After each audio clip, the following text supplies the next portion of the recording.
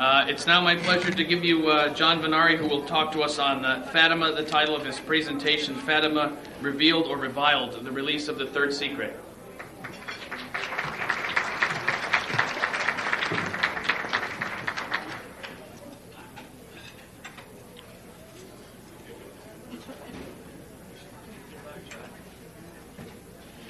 The title of this presentation is Fatima, Revealed or Reviled, the release of the third secret.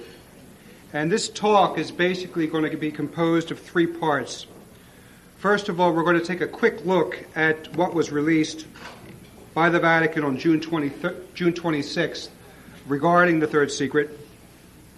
And we'll make a few observations on those points that don't seem to make sense, those things that don't quite seem to add up.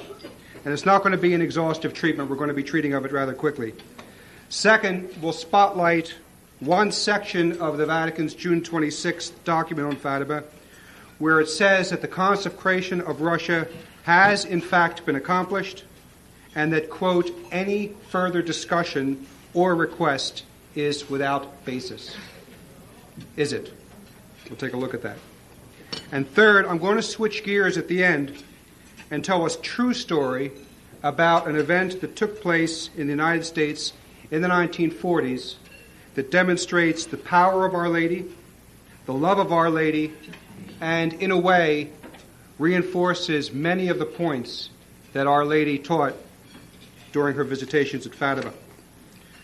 So, first, the third secret. I'm taken for granted that the audience knows that the third secret was supposed to be released in 1960. The Sister Lucy, when she finally wrote down the secret in 1944 under obedience, had great difficulty in writing it down because of its disturbing contents. And Sister Lucy's interior conflict was so great that on January 2nd, 1944, Our Lady appeared to Sister Lucy and told her, yes, heaven willed that the secret be written down.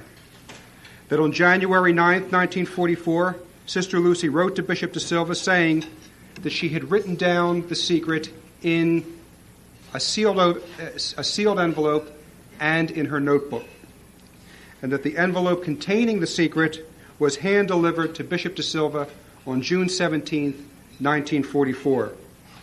That in 1957, the secret was transferred to the Vatican's Holy Office, and that the secret, as I said, was supposed to be released in 1960. When Sister Lucy was asked why 1960, she responded, because the Blessed Virgin wishes it so.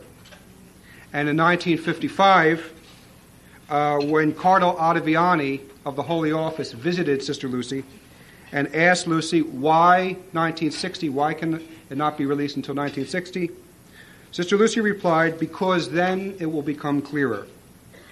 The entire world was waiting for the year 1960 for the secret to be released. And in 1960, Pope John the 23rd read the third secret, decided not to release it to the world, and it's reported that he said of the third secret, this does not concern my pontificate. I'm also taking for granted that the audience is familiar with the magnificent work of Frere Michel of the Holy Trinity, the 3-volume work, The Whole Truth About Fatima, in which he argues that the contents of the third secret are probably an allusion to the present crisis of faith that our Holy Church has been suffering since 1960, since the Second Vatican Council. And Frere Michel, of course, is basing much of his work on the top Fatima scholars, especially Father Alonso, who's probably the finest scholar we had on the subject. And so, on May 13th, 2000, at the beatification ceremony at Fatima of Jacinta and Francisco Marto, the surprise announcement came. Vatican Secretary of State Cardinal Sodano announced, in the name of Pope John Paul II, that the Vatican planned to disclose the contents of the third secret. And on that day, Cardinal Sodano revealed what appeared to be a small part of the secret. He spoke of the secret containing the vision of a bishop clothed in white while making his way amid the corpses of the martyrs falls to the ground apparently dead under a burst of gunfire. Those were his words. 1 week later, on May 21st, Vatican spokesman Navarro Valls seemed to reveal the true thinking behind the decision to disclose the third secret. Here's what Navarro Valls says, quote, "The publication of the prophecy will provide no papal support for the anti-ecumenical traditionalism which has improperly seized hold of certain aspects of the Fatima message, speculating in a millenary key on the presumed but not actual contents of this unpublished text. On the contrary, the decision to publish it arose from the conviction that one could not allow Fatima to become hostage to a partisan position. When it is published, each aspect of the message of Fatima will recover its just proportions, and taken as a whole, it will be more intelligible for everyone." Close quote. So, this seems to be the prime motivation. It's an attempt to extinguish once and for all the speculation among anti-ecumenical, traditional-minded Catholics, God bless them, that the content of the third secret speaks of the crisis of faith that the Church has suffered since the time of the Second Vatican Council, and Navarro Valls claims that once it is released, the Fatima message will be more intelligible for everyone. Just what we need, another clarification. So, here is the vision of the third secret that was released by the Vatican on June 26, 2000. At the left, Our Lady and a little above, we saw an angel with a flaming sword in his left hand. Flashing, it gave out flames that looked as though they would set the world on fire. But they died out in contact with the splendor that Our Lady radiated towards him from her right hand. Pointing to the earth with his right hand, the angel cried out in a loud voice, "Penance, penance, penance." And we saw in an immense light that is God something similar to how people appear in a mirror when they pass in front of it. A bishop dressed in white. We had the impression that it was the Holy Father. Other bishops, priests, men and women, religious, going up a steep mountain, at the top of which there was a big cross of rough-hewn trunks as a cork tree with the bark. Before reaching there, the Holy Father passed through a big city, half in ruins, and half trembling with halting step, afflicted with pain and sorrow, he prayed for the souls of the corpses he met on his way. Having reached the top of the mountain on his knees at the foot of the big cross, he was killed by a group of soldiers who fired bullets and arrows at him. And in the same way there died, one after the other, bishops, priests, men and women religious, and various lay people of different ranks and positions.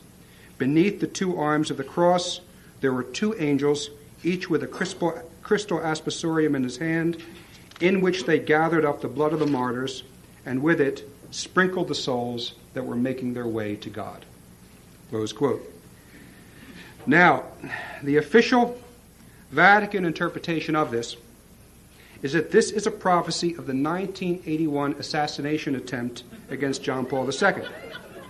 And of course, most of you are aware, Cardinal Ratzinger has stated, and I guess he had to really, that Catholics are not under an obligation to accept this interpretation. It cannot be imposed. Now, regarding what the Vatican released, there really doesn't seem to be any reason to doubt that this is actually part of the third secret. No one I've seen is really questioning that. The problems, however, show themselves in different areas. First of all, the manner in which the secret was released. It was delivered in stages, and it was delivered in such a way that it was an attempt to force fit the Vatican interpretation on the vision of the third secret. Now, as I said, on May 13, 2000, when Cardinal Sodano announced that it would be released, he said that the secret contained a vision where the Pope falls apparently dead under a burst of gunfire, And he said that the prophecy of the third secret was therefore fulfilled in 1981 with the assassination attempt of John Paul II. Then for 5 or 6 weeks before June 25th, this myth was allowed to build and to roll and to permeate the media that the secret has been fulfilled and it was an assassination attempt against John Paul II. So by the time that June 26 came around, the world had already been preconditioned to accept the prophecy of the third secret. This is pure public relations, as being nothing more than this 1981 assassination attempt. And thankfully, not everyone accepted this interpretation. And I'm not just talking about Catholic writers. There were those in the secular press that could see that this interpretation, it just doesn't jive, it just doesn't fit. The Washington Post, July 1st, 2000, talked about the discrepancy. On May 13th, Cardinal Angelo Sodano, a top Vatican official, announced the imminent release of the carefully guarded text. He said the third secret foretold not the end of the world, as some had speculated, but the May 13th, 1981 shooting of John Paul II in St. Peter's Square. Sodano said the manuscript tells of a bishop clothed in white who, while making his way amid corpses of martyrs, falls to the ground, apparently dead, under a burst of gunfire. But, the Post says, the text released on Monday, June 26, leaves no doubt about the bishop's fate, saying that he was killed by a group of soldiers who fired bullets and arrows at him. Everyone with the pontiff also dies: bishops, priests, monks, nuns, and lay people. John Paul, however, survived the shooting at the hands of a single gunman, Mehmet Ali Aka, and no one in the crowd was harmed in the attack. Close quote. So, in so many words, this secular newspaper cannot help but look at Cardinal Sodano with a jaundiced eye and say, you weren't quite honest with us. You told us on May 13th that the Pope falls apparently dead. But the text released on June 26th doesn't say apparently dead. It says he was killed. So you didn't really tell us the truth. You gave us a falsified picture of what the secret actually says, and then you force fit your interpretation upon it. Further, the Washington Post is saying in so many words, now, I'm not quoting the Post by any means as some a bastion of integrity. I'm just pointing out that what they are saying is a common sense reaction.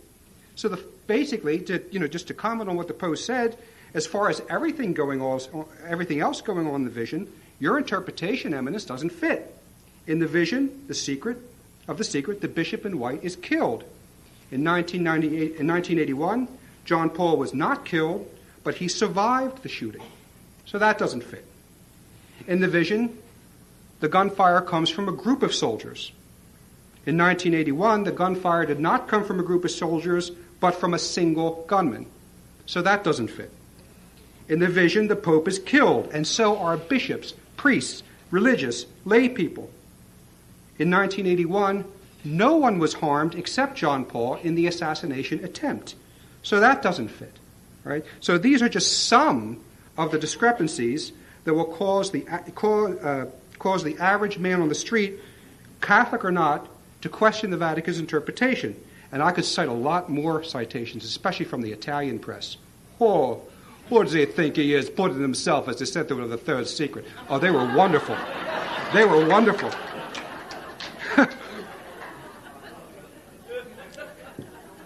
That's how they were talking in Rome. It was a riot. Secondly, if the 1981 assassination attempt against John Paul is the fulfillment of the third secret, then we have a real problem with something that Sister Lucy wrote in 1982. Because on May 12th, 1982, a year after the assassination attempt on the Pope's life, Sister Lucy wrote this letter to the Pope. This is a part of it. Quote, "If we have not seen the complete fulfillment of the final part of the prophecy, the third secret, we are going towards it little by little with great strides. If we do not reject the path of sin, hatred, and revenge, It is the people themselves who are preparing their own punishment. Close quote. So what we have here is 1 year after the assassination attempt, Sister Lucy has made it clear that the prophecy of the third secret has not yet been fulfilled, that the world is still moving in great strides towards an even greater punishment because of sin, and she herself draws no connection between the third secret and the assassination attempt of John Paul II. Thirdly, there are difficulties concerning the manuscript itself in this way. In 1957, I think a lot of you know this, in 1957, just before the envelope containing the third secret was transferred from Portugal to the Vatican, Auxiliary Bishop Venancio of Portugal, he momentarily held the secret in the sealed envelope in his hand. So he held the envelope up to the light, and Bishop Venancio saw in this envelope contained a smaller envelope, and inside that envelope was one small piece of paper folded, approximately 20 to 25 lines, handwritten on margined paper. By contrast, what the Vatican released on June 26 was four sheets of paper that contained 64 lines. I recommend an article in the summer 2000 edition of the Fatima Crusader. I thought we were going to have it here. I guess it wasn't sent. But it's called "Are There Two Manuscripts on the Third Secret?" And the article discusses The article discusses, you have it then, the real possibility that there may be two different but complementary texts of the third secret. The one that was written in her notebook, and the other on a single sheet of paper. And this thesis holds that on June 26, the Vatican released the 4 pages of her notebook, but is yet to release the contents of that single sheet of paper.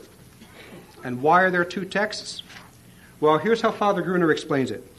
He points out that whenever Our Lady of Fatima gave the children a vision, she always supplied the explanation. On July 13th, 1917, Our Lady gave the children a vision of hell. And even though this vision seemed self-explanatory, Our Lady supplied the explanation. You have seen hell, where the souls of poor sinners go. To save them, God wants to establish in the world devotion to my Immaculate Heart. Likewise, on June 13th, 1917, Our Lady opened her hands, and the light came from her hands, and the light penetrated Jacinta and Francisco, but the light reflected off Lucy and kind of spread across the countryside. Now, Lucy said that the children at the time understood that this meant that Our Lady would take Francisco and Jacinta soon, but she would stay on earth to spread the Fatima message. Yet even though they understood, Our Lady still provided the explanation. I will take Francisco and Jacinta soon, but you, Lucia, will stay on earth a little while, a little longer, to spread devotion to my Immaculate Heart. See, so there's good reason to believe that the third secret may be structured along these same lines. The 64-line text that was released on June 26 was the vision, but we still have yet to be given the explanation, which may be, none of us can be dogmatic about this, of course, but may be contained in the 23-line text, which may, in fact, actually refer to the present crisis of faith in our time, especially if the half-ruined city in the secret, mentioned in the vision, represents the city of God, which is the Catholic Church, half in ruins. Pope Leo XIII, reiterating St. Augustine, taught in Humanum Genus, that the Catholic Church is the city of God. So the Fatima Crusader article that I'm mentioning lists 9 reasons why there may be 2 manuscripts. If you don't have a copy of it, if you have access to the web, just look it up on www.fatima.org. They have them here? You have them here. Great. Okay. Or for the people who's listening to the cassette, www.fatima.org. So anyway, it's something to consider. Fourthly, in Sister Lucy's manuscript, at the end of the second secret, we find the phrase, "In Portugal, the dogma of faith will always be kept," etc. Now, many Fatima scholars have seen this as a segue into the third secret. It's the introduction of a new idea. It's the introduction of a new point. And it's an indication that the third secret may indeed deal with a crisis of faith, since it seems, from what we see here, that the dogma of faith will be lost everywhere else. But what was released by the Vatican leaves that line orphaned. It's left hanging with no connection to anything that follows it. We're waiting to follow through with the idea, and it doesn't happen. And it leaves the distinct impression that something is missing. And oddly enough, in 1984, even Cardinal Ratzinger spoke of the secret containing dangers to the faith. That's the term he used. Yet in the text of the vision that was released on June of this year, there is no mention of dangers to the faith. Maybe many of you know this, but the interview that he had with... during question and answer. During question and answer, we can talk about that. But during the interview of Vittorio Missouri, the original... it was originally published in Gesù magazine in Italian, and Cardinal Ratzinger talked about dangers to the faith. When it was released in the Ratzinger report, that interview, the section about dangers to the faith had been edited out. But the original Gesù, which Father Gruner has, and he's printed in the Fatima Crusader, has him talking about dangers to the faith. And, of course, right now we're getting something different from him with Ratzinger. It's whatever he ate the night before. I mean, who knows? It's just one of those points... It's just one of those points that doesn't add up. And remember, Navarro Val said that when the Vatican released it, it would make everything more intelligible. Right? Fifthly, there are some curious and disappointing statements from Cardinal Ratzinger in his June 26 commentary that was released along with the secret that seem to be an attempt to cast doubt on the veracity of the secret itself.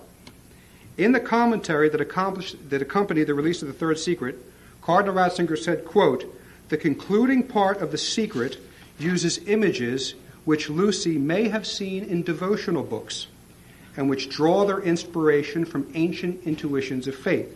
Close quote. Now, why is that statement made?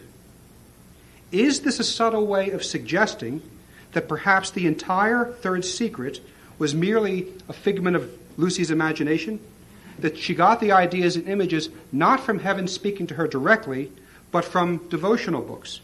Now, statements like this from Cardinal Ratzinger cannot help but leave the reader with the impression that this is an undermining of the vision of the third secret. And it certainly didn't help that in his commentary, the only quote-unquote Fatima expert mentioned by Cardinal Ratzinger was Father Edward Donne. Now, Father Donne was a Jesuit who during the 1940s and 1950s made a veritable career out of debunking Fatima. He was influential at the Vatican, and his writings enjoyed a wide distribution. In the 1940s, he implied that Lucy invented the secret of Fatima. In fact, he cast doubt on any revelations that Sister Lucy received from Our Lady after 1917. It's the famous Fatima 1, Fatima 2 thesis. Fatima 1, 1917, yes, of course, we know that's true. Fatima 2, everything that came after that, 1929, well, we don't know about that. Now, other Fatima scholars at the time demonstrated time and time again that Donne's thesis was wrong. And they even invited Donne to come to Fatima after the war so that he could check the primary documentation and correct his erroneous views. Father Donne refused to go to Coimbra to examine the primary documentation. He refused the invitation to interview Sister Lucy, and he stuck to his thesis. During this time, another Fatima scholar, Father Jaden, writing against Donne in the 1940s, he says, "Is this really the mark of a sound critical mind?" Of course it isn't. And it should also be noted that in 1967, this same Father Donne was one of the primary authors of the infamous Dutch Catechism. Yet Donne was the only Fatima expert that Cardinal Ratzinger chose to mention by name in this June 26 commentary? Why not mention Father Alonso, probably one of the greatest Fatima scholars that we had? Is this Cardinal Ratzinger's way of telling us that he agrees with Father Donne's flawed thesis? His commentary can lead us to believe that. Further, Cardinal Ratzinger's June 26 commentary on Fatima contains really no mention of the necessity of reciting the Rosary, the brown scapular, the 5 first Saturdays, all constitutive elements of the Fatima message. They're not there. And it's no wonder, again, the secular press, they see it. On the June 27th, Los Angeles Times said the following concerning Cardinal Ratzinger's treatment of Fatima. The Los Angeles Times stated, quote, "The Vatican's top theologian," meaning Cardinal Ratzinger, "the Vatican's top theologian gently debunked the Fatima cult." In a similar manner, the Associated Press ran as its headline, "The Vatican closes its book on Fatima."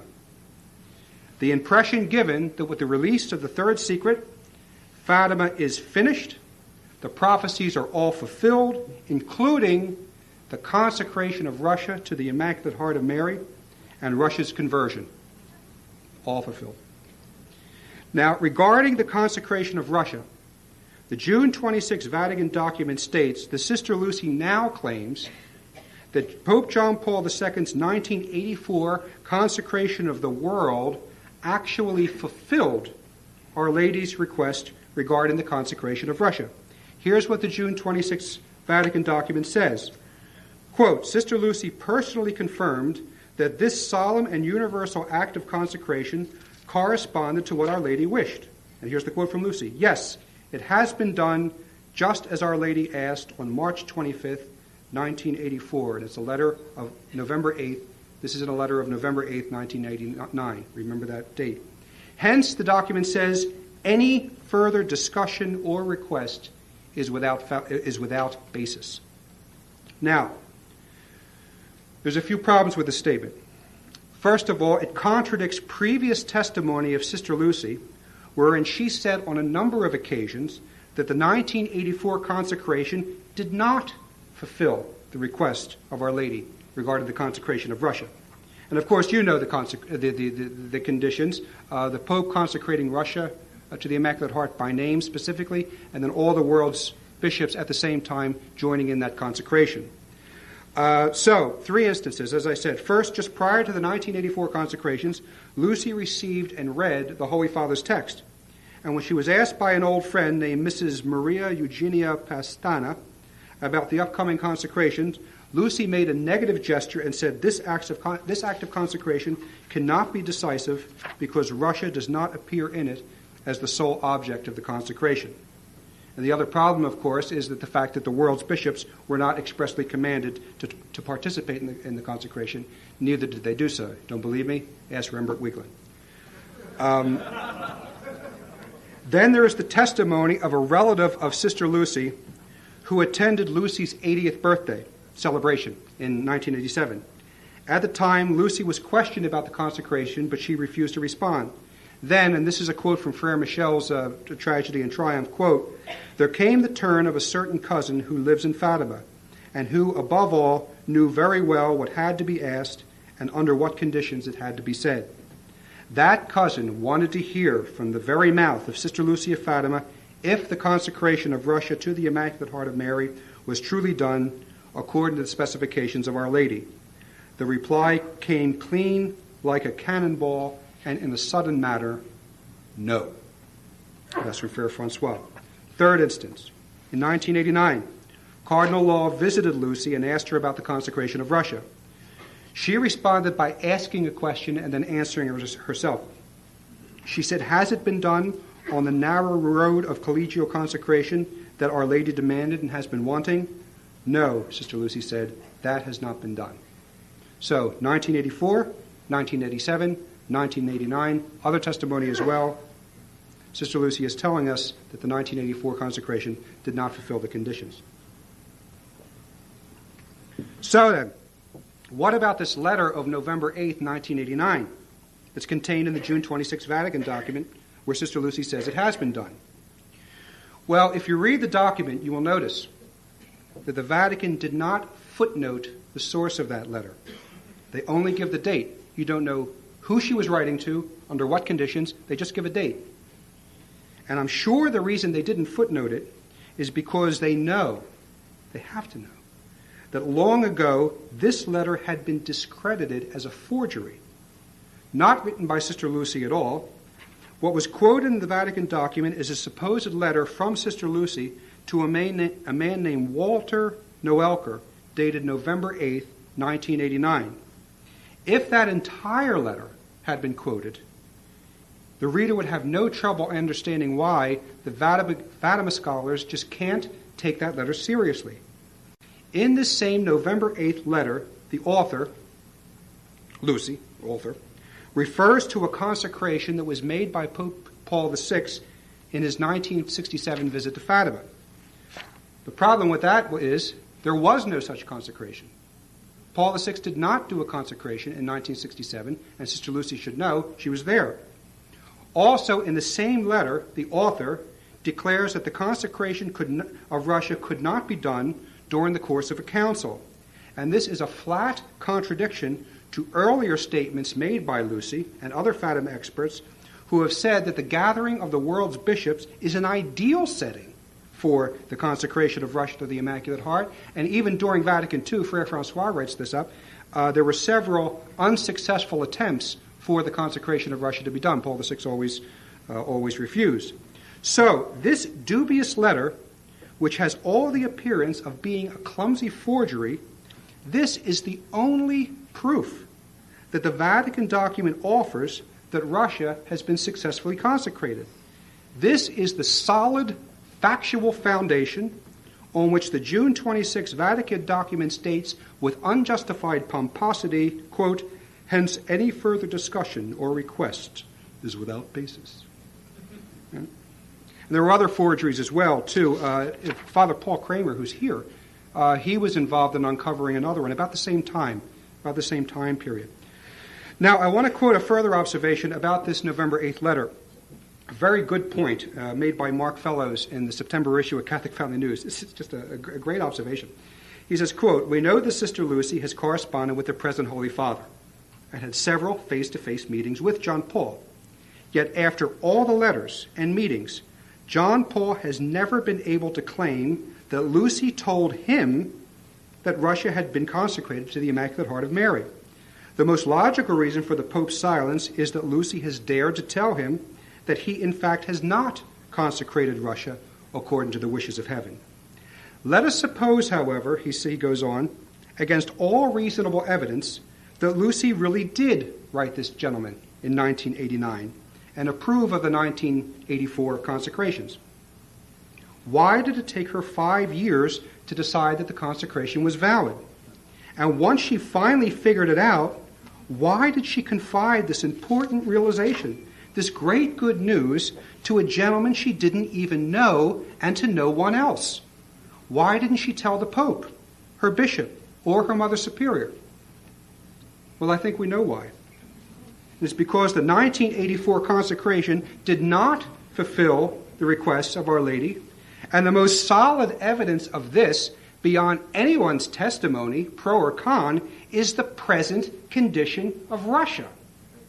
Russia shows no signs of converting to the Catholic faith. In fact, Russia is in a state of religious and moral bankruptcy. What do we find in Russia? I'll just rattle off some statistics. In 1998, the Federal Research Division of the Library of Congress stated that Russia has the highest abortion rate in the world. There are 3.5 million abortions in Russia every year. Any further discussion or request for the consecration is without basis. The divorce rate in Russia.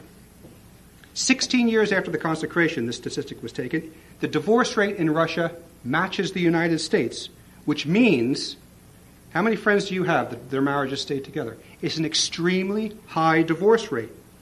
Now, sacred scripture uses the term marrying and giving in marriage when it wants to describe a nation or an historic period that's in extreme moral decadence. That's how our Lord himself described the moral decadence of the time of Noah, worthy of the flood, marrying and giving in marriage. Yet Russia is now a nation whose citizens are marrying and giving in marriage, and we're told that this is actually the beginning of the triumph of the Immaculate Heart. Further, Russia has the highest alcohol consumption in the world. It's the country of the most number of drunkards, highest number of drunkards. Satanism is on the rise in Russia. Toby Westerman wrote about this last year in Catholic Family News. The birth rate in Russia is plummeting, and homosexuality is now rampant in Russia. In fact, Moscow has the highest number of homosexuals in the country, of course, along with the corresponding increase of AIDS. Further, the Catholic religion is still very much a minority in Russia. And when Our Lady promised that Russia would be converted, it meant the conversion to the one true church of her Son, the Catholic Church. This has not taken place. The Russian Orthodox Church remains, religion I should say, the Russian Orthodox religion remains the primary religion in Russia. Next after that is Islam. And next after that is this big collection of Protestant denominations. In Russia, the Roman Catholic Church only has the status of a sect among sects. That is, it's pretty much on the same level as Jehovah's Witnesses, the Mormons, the Quakers, the Hare Krishnas, the Moonies, the Unification Church, and the Church of Scientology. This is the conversion of Russia? These are signs of a new springtime? This is the triumph of Our Lady's Immaculate Heart? To say so is blasphemy. And it's evidence of minds that can neither recognize nor accept reality when it stares them in the face. And even as Malachi Martin has pointed out, and others, of course, have pointed out, the fact that Russia has not been consecrated means that we are still living under the threats of the severe chastisements warned of by Our Lady of Fatima, including the annihilation of nations, if mankind does not convert and if Russia is not properly consecrated to Our Lady's Immaculate Heart. The need for the Holy Father to consecrate Russia specifically and by name to the Immaculate Heart of Mary in union with the bishops of the world is now more urgent than ever. Now, at this point, we're going to switch lanes rather abruptly because I really believe that any discussion about Our Lady of Fatima or the message or any discussion of Our Lady at all should always be something that edifies. So I want to put away the June 26 Vatican document on Fatima and not return to it in order to tell a fascinating story that demonstrates the power of Our Lady, the love of Our Lady, and, as I said earlier, in a way, reinforces many of the points that Our Lady made during her visitations at Fatima. It's a true story that took place in Mississippi in 1944 concerning a man named Claude Newman. The story was told by a priest named Father O'Leary, who was directly involved with the events, as we'll see. I have a recording of Father O'Leary actually telling this story. Now, Claude was a black man who worked the fields for a landowner. He had married when he was 17. His bride was 17. And one day, when he was 19, he was out in the fields plowing. And another worker came running up to Claude to tell him that his wife was screaming for him from his house. So Claude ran into the house, and he found a man in the act of raping his wife. So he saw red, he grabbed an axe, and he split the man's head open. When they rolled the man over, they found that it was the favorite employee of the landowner that Claude worked for. So Claude was arrested, sentenced, condemned to be executed in the electric chair for murder. And he was in the jail awaiting his execution. Now, while he was in jail, he shared some sort of cell block with 4 other prisoners. And one night, the 5 of the men were sitting around and talking, and Claude noticed a medal dangling from a string around another prisoner's neck. So he said, "What's that?" And the Catholic boy said, "It's a medal." And Claude said, "What's a medal?" And the Catholic boy couldn't explain what a medal was or what was its purpose.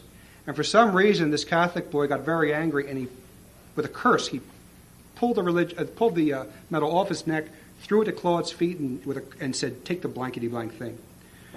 So Claude picked it up, and with permission from the jail attendants, he got a string and put it around his neck. He didn't really know what it was. To him, it was just a trinket, but he wanted to wear it.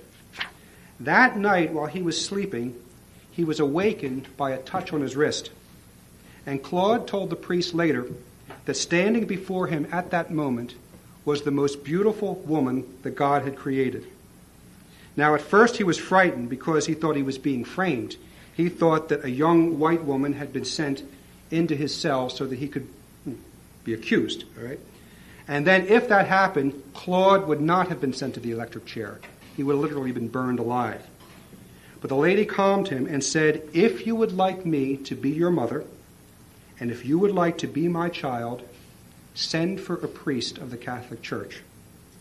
And with that, she disappeared. And Claude immediately became terrified, and he started screaming that he had seen a ghost. And then he started screaming that he wanted a Catholic priest. He was screaming all night, "I want a Catholic priest."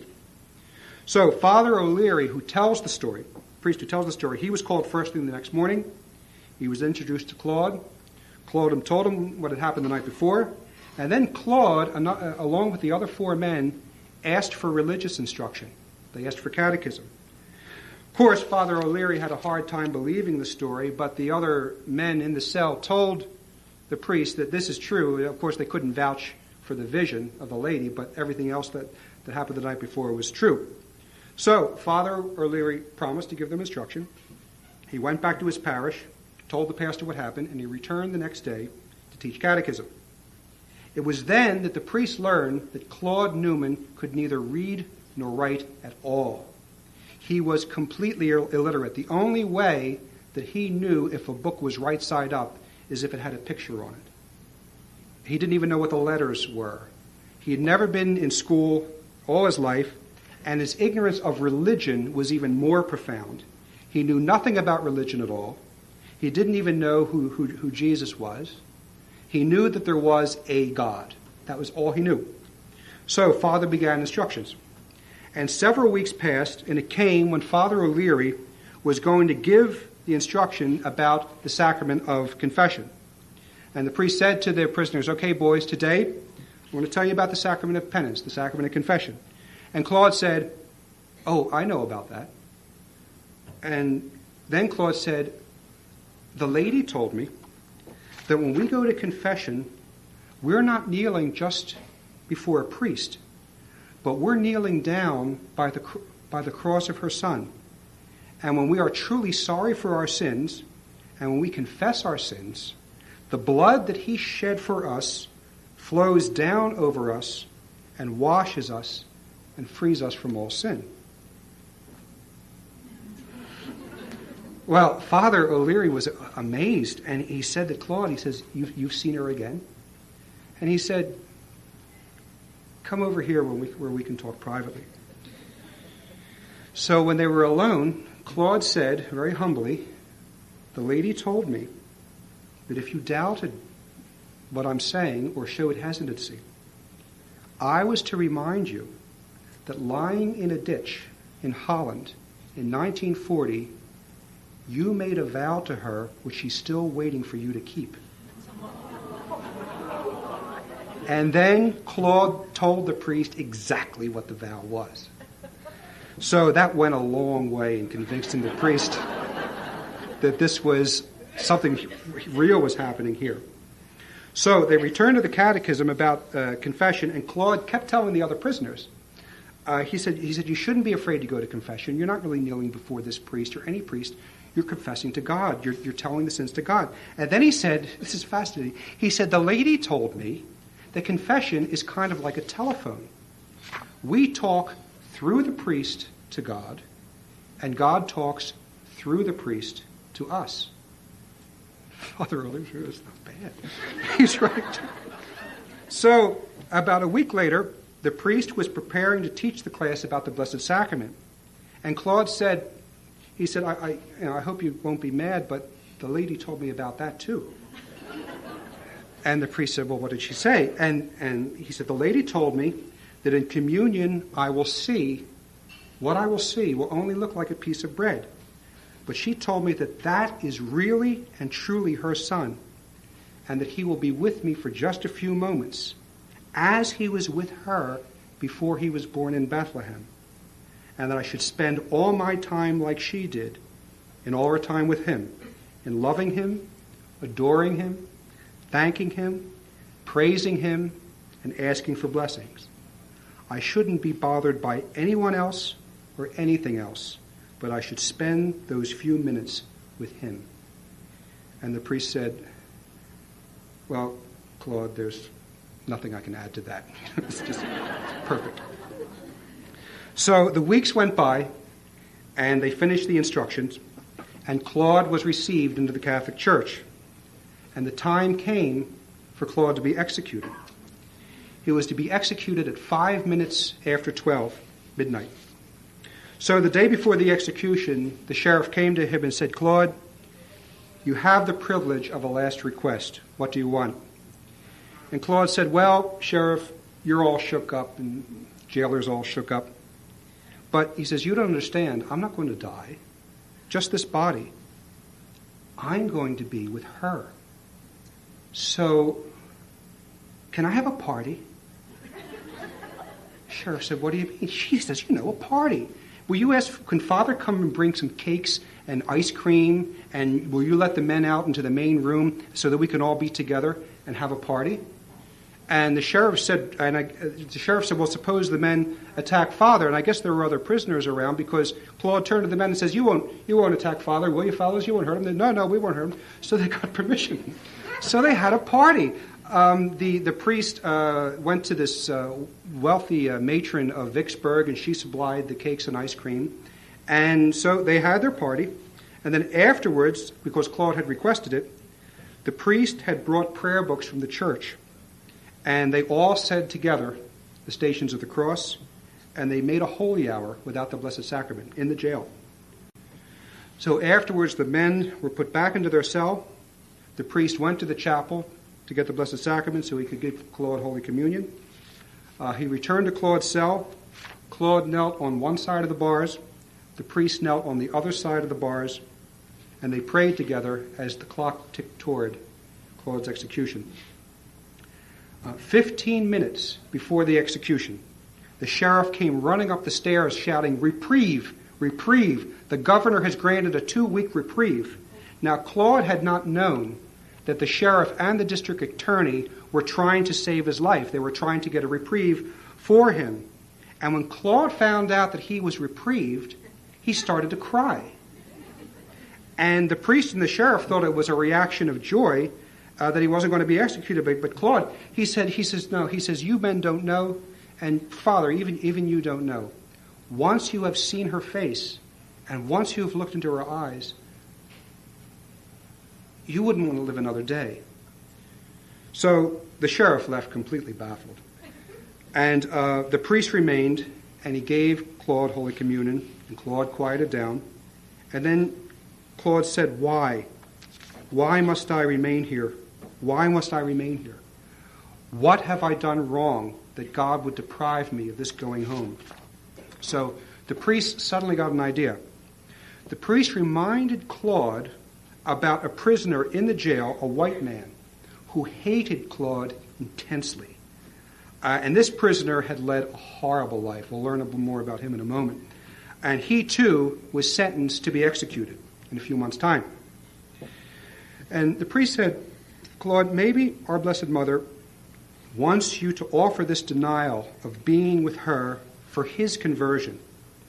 And why don't you offer to God every moment you are separated from her for this prisoner, so that he will not be separated from God for all eternity? So Claude agreed, and he asked Father O'Leary, well, teach me the words to say to make this offering. Now, no one but the priest and Claude knew that Claude had made this offering. So 2 weeks later, Claude went to his execution. And Father O'Leary said he had never seen anyone go to his death so joyfully and happily. Even the official witnesses and the newspaper reporters said they couldn't understand how anyone could go and sit in the electric chair beaming with happiness. And his last words to Father O'Leary were, "Father, I will remember you, and whenever you have a request, ask me, and I will ask her." And the execution took place. 2 months later, the white man who had hated Claude was to be executed. Now, let me tell you about him. This man had left his wife. He had 2 sons, 2 daughters, and when he left, he took the children with him. They were both teenagers.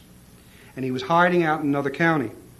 His wife discovered where he was, and he tried to get the teenage girls back.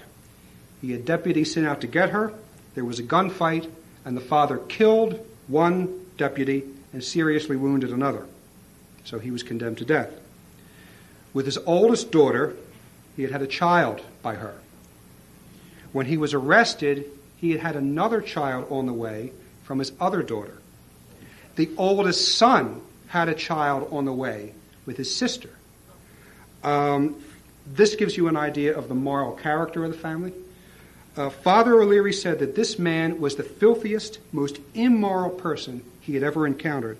His hatred for God, for everything spiritual, Father O'Leary said, defied description. And just before his execution, he's on his way to his execution, the county doctor pleaded with this man to at least kneel down and say an Our Father. And he spit in the doctor's face. When he was strapped into the electric chair, the sheriff said to him, "If you have anything to say, say it now." And he started to blaspheme in the electric chair. And all of a sudden he stopped, and he looked over in the corner, and his face turned to one of absolute horror. And he screamed. He let out this scream. And then he said to the sheriff, "Get me a priest, get me a priest, get me a priest." So Father O'Leary had been in the room because the law required that a clergyman be there for executions. But the priest had hidden himself behind some reporters because this man had threatened to blaspheme God if he saw a clergyman at all. And Father O'Leary was trying to prevent that. So Father O'Leary immediately came to the man. They cleared the room of everyone else. Father O'Leary heard his confession. The man said that he had been a Catholic, but at age 18, he turned away from his religion because of his immoral life. He had actually been refused absolution. He went to confession, leading a terrible life with no purpose of amendment. The priest says, "I can't give you absolution." He walked away from his religion for good in hatred. So when everyone came back into the room, the sheriff asked the priest, "Do you know what made him change his mind?" And Father said, "I don't know. I didn't ask him." And the sheriff said, "Well, I'm certainly going to ask him. I'll never sleep if I don't." So he said, "Son, what made you change your mind?" And the prisoner said, "Remember that black man, Claude, the one that I hated so much? Well, he's standing over there in the corner of the room. And behind him, standing behind him, with one hand on each shoulder, is the Blessed Mother. And Claude said to me, 'I offered my death in union with Christ on the cross for your salvation. She has obtained for you this gift, to see your place in hell if you do not repent.' And he says, 'I was shown my place in hell, and that's when I screamed.'" See? This is the power of Our Lady. This is the glories of our Catholic faith. This is what the message of Fatima is all about, to save souls who are teetering on the brink of the abyss. And we see the parallels with the Claude Newman story and Fatima, the emphasis on confession, communion, making sacrifices for sinners, the vision of hell. Many souls go to hell, Our Lady said, because there was no one to pray and to make sacrifices for them. And in the same way that Our Lady drove the demons out of a condemned man who was strapped to an electric chair, blaspheming God, which is one of the most dramatic examples of final impenitence that I've ever heard of. Likewise, when the consecration of Russia is finally enacted, She will drive the demons out of Russia and convert that nation to the one true church of her divine Son, the Holy Catholic Church. Thank you for your attention.